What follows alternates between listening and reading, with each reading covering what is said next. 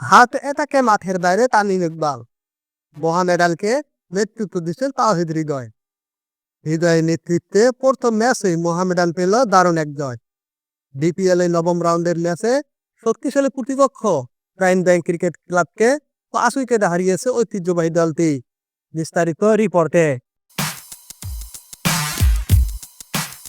মিরপুরে আগে ব্যাট করতে নামে প্রাইম ব্যাংক। 32 ওভারে 174 রানে সবগুলো উইকেট হারায় দলটি। দলের পক্ষে একাই লড়াই করে শামীম হোসেন পাটোয়ারি। মাত্র 61 বলে 10টি 4 ও 4টি ছক্কার সহায়তায় 89 রান করে অপরাজিত থাকেন তিনি। সাথে নেমে খেলা শামীমের এই ইনিংসের কারণেই সম্মানজনক পুঁজি পায় প্রাইম ব্যাংক। মোহামেডানের পক্ষে তাইজুল ইসলাম মাত্র 5 রানের খরচায় 4টি উইকেট শিকার করে। 3টি উইকেট পান এবাদত হোসেন চৌধুরী। জবাব দিতে নেমে শুরুতেই রনি তালুকদারকে হারিয়ে ফেলে মোহামেডান, যিনি ওপেন করে আরাফাত সানি জুনিয়রের সাথে।